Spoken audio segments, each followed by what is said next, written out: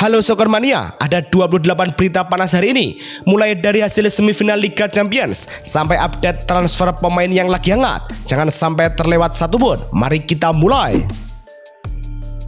Kita mulai berita pertama dari daratan Arab Saudi. Karir dari Nunes di Al Hilal belum genap setahun, tapi arah ceritanya sudah berubah. Menurut laporan Talksport, ia mulai membuka pembicaraan untuk hengkang. Situasinya makin rumit setelah kedatangan Karim Benzema yang membuatnya tersisih dari skuad sejak Februari karena aturan pemain asing. Padahal awalnya cukup menjanjikan, 6 gol dan 4 assist sempat ia catat. Kini opsi kembali ke Eropa mulai dipertimbangkan dengan Inggris dan Turki jadi kemungkinan arah berikutnya. Sama seperti Nunes, putra legenda Portugal pun melirik Eropa. Cristiano Ronaldo Junior mulai menunjukkan arah yang berbeda dari ekspektasi banyak orang. Di usia 15 tahun, ia tampil tajam di Akademi Al Nassr dan sempat diprediksi bakal segera naik ke tim utama, bahkan berpotensi main bareng sang ayah.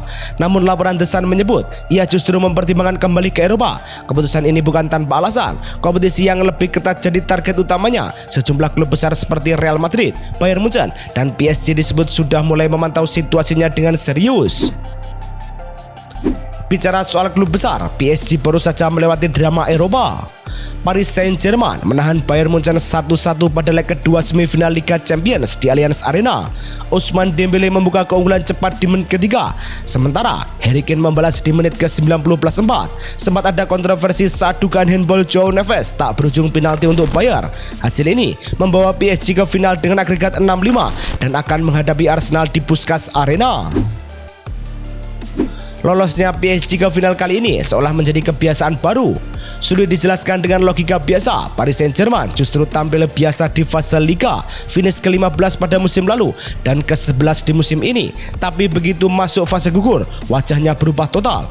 Tim racikan Luis Enrique mencatatkan 8 kemenangan beruntun di knockout dalam 2 musim beruntun. Mereka mengajar Liverpool, menyingkirkan Chelsea, hingga melewati Bayern Munchen. 2 musim, 2 final, alur yang tampak berlawanan dengan performa awal, tapi justru menunjukkan identitas mereka yang paling berbahaya saat tekanan memuncak. Mentalitas petarung itu tak lepas dari tangan dingin sang pelatih. Luis Enrique seperti menulis ulang sejarah PSG dengan tangannya sendiri. Klub yang sebelumnya belum pernah menyentuh trofi Liga Champions akhirnya berhasil mengangkatnya di bawah arahannya. Bukan cuma itu, triple hingga sextuple juga lahir di era yang sama, sesuatu yang dulu terasa jauh. Bahkan PSG kini mampu menembus 2 final Liga Champions beruntun. Seperti dicatat berbagai laporan Eropa, ini jadi final ketiga Enrique di kompetisi itu, menempatkannya sejajar dengan pelatih elit. Bukan sekedar sukses, ini fondasi era emas yang sulit ditandingi. Selain taktik pelatih, performa individu pemain pun makin menggila.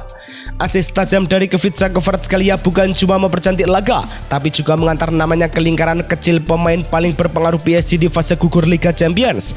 Musim ini, ia sudah mengoleksi 16 kontribusi gol dari 15 pertandingan, angka yang jarang disentuh. Sebelumnya, hanya Ousmane Dembele dan Kylian Mbappe yang mampu menembus 15 lebih kontribusi di fase krusial ini. Kini, Kvaratskhelia resmi masuk klub eksklusif itu berkat satu sentuhan yang terasa sederhana. Pencapaian individu juga diraih oleh sang kapten asal Brazil, Marquinhos, seperti menandai satu era sendiri di Liga Champions. Saat turun sejak awal melawan Bayern Munchen di semifinal leg kedua, kapten PSG itu mencatat penampilan ke-121, angka yang bikin dia jadi pemain Brazil dengan laga terbanyak di kompetisi ini. Seperti dicatat UEFA, menariknya, semua momen itu ia kumpulkan bareng PSG. Tanpa pindah-pindah klub di usia 31 tahun, ia akhirnya melewati Roberto Carlos yang berhenti di 120. Loyalitas Marquinhos menular pada pilar lini tengah dan belakang. Vitinha bakal menampaki laga ke-200 bareng PSG, sebuah angka yang menegaskan perannya yang makin tak tergantikan di lini tengah. Di saat yang sama, William Paco juga menyentuh 100 penampilan, angka yang cukup cepat untuk ukuran bek anyar. Menariknya, menurut catatan kompetisi Eropa musim ini, keduanya jadi pemain yang tak pernah absen 1 menit pun di Liga Champions 2025. Total 1350 menit. Konsistensi itu bukan sekedar statistik, tapi cerminan betapa pelatih sangat bergantung pada mereka di laga-laga besar. Kontras dengan PSG, kontribusi Bayern justru berujung pada kegagalan. Bayern Munchen lagi-lagi mentok di semifinal Liga Champions. Masalahnya konsisten. Tiap kalah di leg pertama, mereka selalu gagal membalikan keadaan. Data kompetisi menunjukkan belum pernah sekalipun skenario itu berhasil di fase ini. Sejarahnya juga berat. 3 kali disingkirkan Real Madrid, lalu Barcelona menghentikan langkah mereka dengan agregat 5-3. Kini giliran PSG yang mengulang cerita. Unggul tipis 6-5, bolanya jelas. Ketika tertinggal duluan, Bayern seperti kehilangan jalan keluar. Ketajaman Harry Kane pun gagal menghapus kutukan semifinal tersebut. Harry Kane tampil seperti mesin gol sepanjang Liga Champions musim ini, tapi langkah Bayern Munchen tetap terhenti sebelum final. Penyerang Inggris itu mencetak 14 gol dari 13 laga, catatan terbaik untuk pemain Inggris dalam satu musim. Ia juga selalu mencetak gol dalam 7 pertandingan terakhirnya. Lebih tajam lagi, Kane menorehkan gol di 6 laga beruntun fase gugur, termasuk saat menghadapi Inter, Atalanta, Real Madrid, hingga PSG. Rekor ini menyamai capaian langkah Cristiano Ronaldo. Tajam, konsisten, tapi kali ini belum cukup membawa Bayern ke panggung terakhir. Nasib sial Bayern juga dialami Noah Lang di Turki. Keputusan Galatasaray soal masa depan Noah Lang mulai jelas. Menurut laporan Fabrizio Romano, klub Turki itu tidak akan menebus opsi 30 juta euro dari Napoli. Padahal sejak datang Januari lalu, Lang cukup rutin terlibat. Ia mencetak 17 penampilan dengan kontribusi 2 gol dan 2 assist. Angkanya tidak buruk, tapi juga belum cukup meyakinkan untuk investasi besar. Dengan situasi ini, Lang kemungkinan kembali ke Napoli, kecuali ada klub lain yang melihat peluang berbeda di bursa musim panas nanti. Berbeda dengan Lang, Leverkusen justru sangat yakin dengan pemainnya. Keputusan Bayer Leverkusen memperpanjang kontrak Arthur sampai 2031 terasa seperti taruhan yang dihitung matang. Bek 23 tahun itu sempat masuk radar jual musim panas 2025, tapi arah klub berubah. Musim ini ia tampil 18 kali di Bundesliga, mencetak 1 gol dan 3 assist, cukup menunjukkan dampak saat fit. Meski cedera paha dan syndesmosis sempat mengganggu, Arthur tetap percaya diri membalas kepercayaan itu di lapangan.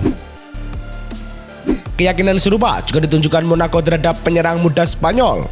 Langkah Monaco buat mengamankan Ansu Fati makin jelas arahnya. Menurut laporan Fabrizio Romano, klub Ligue 1 itu sudah siap menebus opsi pembelian sekitar 11 juta euro dari Barcelona. Negosiasi kini masuk tahap lanjut, dengan Barca tetap menyisipkan klausul jual kembali. Di lapangan, Fati cukup menjawab kepercayaan lewat 11 gol musim ini. Di sisi lain, kepergiannya membantu Barca merapikan struktur gaji dan mendekati aturan 1:1 financial fair play. Saat Barca melepas beban, Juve justru siap melepas bintang. Juventus mulai menyusun ulang skuad jelang musim panas 2026 dan nama Andrea Cambiaso tiba-tiba masuk daftar jual. Menurut laporan Mirko Di Natale, bek 26 tahun itu dihargai di kisaran 35-40 juta euro. Angka yang cukup menggoda buat jadi amunisi belanja baru.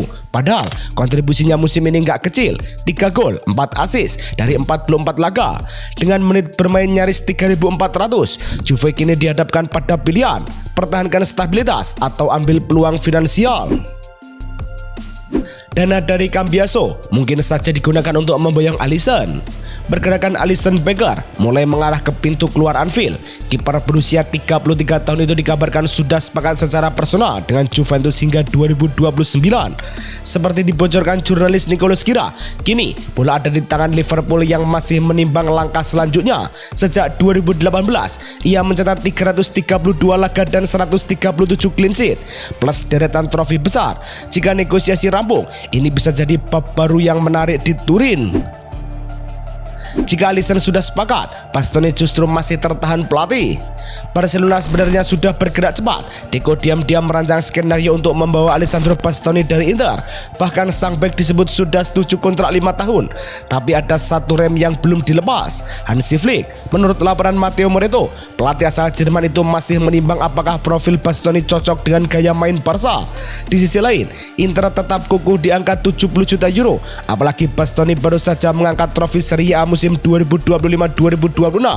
Tanpa persetujuan Flick, negosiasi belum benar-benar jalan. Masalah Bastoni belum kelar, mantan bek Barca justru kena hukuman. Gerard Pique lagi-lagi jadi pusat masalah, tapi kali ini bukan di lapangan.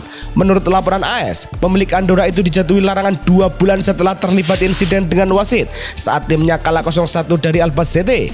Bukan cuma dia, sejumlah petinggi klub ikut kena imbas, dari direktur olahraga sampai presiden. Bahkan kotak VIP stadion ditutup dan klub didenda. Andorra kini mempertimbangkan banding sambil bertahan di posisi ke-10 klasemen Segunda Division. Di tengah sanksi Pique, Barca terus memutar otak soal Cancelo. Barcelona mulai menyusun skenario untuk mempertahankan Joao Cancelo secara permanen. Performa konsisten di paruh kedua musim bikin Hansi Flick akhirnya memberi lampu hijau. Seperti dilaporkan Diario Sport, masalahnya ada di angka. Al Hilal mematok 16 juta euro, sementara Barca belum siap keluar banyak. Klub Catalan itu lalu mendorong opsi lain. Cancelo diminta membantu menekan harga, bahkan kalau perlu mengakhiri sisa kontraknya. Di sisi lain, Barca sudah menyiapkan kontrak 2 tahun. Kini bola ada di tangan Cancelo dan akhirnya Jorge Mendes. Negosiasi rumit Cancelo mirip dengan kembalinya Mourinho ke Madrid. Jose Mourinho ternyata tidak sekedar membuka pintu untuk kembali ke Real Madrid. Laporan Sergi Valentin menyebut ada 3 syarat yang ia ajukan: kontrak 2 tahun, batasan urusan media, dan kendali penuh atas staf pelatih. Ia ingin waktu cukup untuk membangun tim tanpa tekanan hasil instan. Di sisi lain, Mourinho juga enggan terlibat dalam isu di luar lapangan. Menyerahkannya ke pihak klub soal staf jadi titik sensitif karena ia ingin membawa tim kepercayaannya sendiri. Respon Florentino Perez masih hati-hati, menandakan negosiasi belum dekat ke keputusan. Sambil menunggu Mourinho, Manchester City justru berpesta di Liga Wanita. Manchester City akhirnya memutus penantian panjang. Gelar Women's Super League kembali ke tangan mereka setelah 10 tahun. Dipastikan bahkan sebelum laga terakhir. Hasil imbang Arsenal kontra Brighton jadi penentu yang membuat City tak lagi terkejar di puncak. Ini trofi Liga pertama sejak 2016, sekaligus menghentikan 6 musim beruntun milik Chelsea. Ceritanya belum selesai. City masih berpeluang menutup musim dengan double gelar jika sukses di Piala FA. Keberhasilan City kontras dengan nasib Liam Delap di Chelsea. Newcastle mulai menyusun ulang skuad untuk musim depan. Dari satu nama yang masuk radar adalah Liam Delap. Informasi dari Ben Jacobs menyebut langkah ini bisa terjadi jika ada pemain depan yang hengkang. Situasinya Delap di Chelsea memang belum ideal. Ia lebih sering jadi pelapis karena kalah bersaing dengan Joao Pedro di lini tengah serangan. Meski begitu, Delap sebenarnya ingin bertahan dan membuktikan diri. Sepanjang musim ini, ia tampil 38 kali, mencetak 2 gol dan 3 assist, angka yang belum cukup kuat untuk mengunci tempat utama. Jika Delap masih dipantau, James Trafford sudah mulai didekati. Aston Villa diam-diam sudah membuka jalur ke James Trafford. Menurut laporan Sulitals, pembicaraan awal dengan perwakilannya mulai dilakukan. Sinyal bahwa peluang keluar dari Manchester City makin nyata musim panas ini. Trafford butuh menit main, apalagi di balik bayang-bayang kiper utama. Meski jarang tampil di liga, kontribusinya tetap terasa, terutama saat membantu City juara Carabao Cup dengan clean sheet di final lawan Arsenal. Catatannya juga rapi, 15 laga 7 nirbobol. Kabar transfer Trafford diikuti berita sedih dari wonderkid Chelsea. Chelsea lagi harap-harap cemas soal kondisi Estevão. Winger 19 tahun itu kini memulai proses pemulihan di Brasil setelah cedera hamstring serius yang ia alami saat lawan Manchester United 18 April lalu. Menurut laporan The Athletic, pemulihan dilakukan di fasilitas Palmeiras, klub lamanya, namun tetap diawasi tim medis Chelsea. Situasinya hanya sementara karena Estevão ditargetkan balik ke London sebelum musim berakhir. Cedera ini jelas bikin was-was, apalagi performanya bareng timnas Brazil lagi naik. Saat Estevão cedera, Chelsea langsung memagari aset berharga mereka. Spekulasi soal masa depan Cole Palmer belum sepenuhnya hilang. Meski sang pemain mencoba meredam isu pindah ke Manchester United dari luar klub, tetap ada klaim bahwa ia bisa mempertimbangkan opsi itu dalam kondisi tertentu. Namun situasinya tak sesederhana itu. Chelsea seperti dilaporkan Daily Mail sudah memasang garis tegas. Palmer tidak dijual. Di dalam tim, keyakinan masih utuh. Cedera pangkal paha sempat mengganggu ritmenya, tapi staf pelatih yakin performanya akan pulih. Musim ini, ia mencetak 10 gol dan 3 assist dari 30 laga. Kesabaran pada Palmer berbanding lurus dengan penghargaan bagi Hincapie. Performa Piero Hincapie lagi stabil di momen krusial dan fans Arsenal jelas memperhatikan itu. Bek asal Ekuador ini akhirnya terpilih jadi Player of the Month April dengan dukungan lebih dari 60% suara, angka yang cukup tegas. Seperti dirilis klub, ini jadi gelar keduanya musim ini setelah Februari. Di lapangan, kontribusinya terasa nyata. Lini belakang Arsenal tetap solid, termasuk saat menahan Sporting di perempat final Liga Champions dan Atletico di semifinal leg pertama. Kestabilan Hincapie membuat posisi Arteta di kursi pelatih aman. Arsenal sudah ambil sikap sejak Maret, apapun hasil akhir musim, Mikel Arteta tetap jadi pusat proyek jangka panjang. Fabrizio Romano menyebut klub siap membuka pembicaraan kontrak baru musim panas nanti. Di lapangan, Arteta fokus penuh mengejar trofi dan hasilnya mulai terlihat. The Gunners masih memimpin Premier League dengan selisih 5 poin dari City. Di Eropa, kemenangan tipis atas Atletico mengantar mereka ke final. 2 panggung besar terbuka dan Arsenal tak ragu menjaga arsiteknya. Visi jangka panjang Arsenal ini mirip dengan cara City menghargai Foden. Di saat performanya lagi naik turun, Phil Foden malah dapat hadiah besar dari Manchester City. Gelandang didikan akademi itu dikabarkan segera tekan kontrak baru 4 tahun sampai 2030, lengkap dengan kenaikan gaji. Info dari The Athletic menyebut, keputusan ini jadi bukti kepercayaan penuh klub. Meski kontribusinya belakangan menurun, Foden baru jadi starter 2 kali dalam 12 laga liga terakhir dan belum mencetak gol sejak Desember. Namun, dengan 15 kontribusi gol musim ini, City tampaknya tetap melihatnya sebagai bagian penting masa depan tim. Bicara soal masa depan, tetangga City punya Kobbie Mainoo. Kobbie Mainoo lagi panas-panasnya. Gelandang muda ini dinobatkan sebagai Player of the Match Week Premier League usai jadi penentu kemenangan Manchester United 3-2 atas Liverpool. Golnya datang di momen krusial sekaligus memastikan tiket Liga Champions musim depan. Sejak Michael Carrick datang Januari lalu, Mainoo makin dipercaya. Main di 12 dari 13 laga terakhir lawan Liverpool, dia tampil tenang. 48 dari 54 operan sukses, 7 kali merebut bola plus 2 kali dribble bersih. Itu tadi 28 berita untuk hari ini. Menurut Soccer Mania, mana yang paling mengejutkan? Yuk diskusi di kolom komentar. Jangan lupa like dan juga subscribe. Sampai jumpa besok.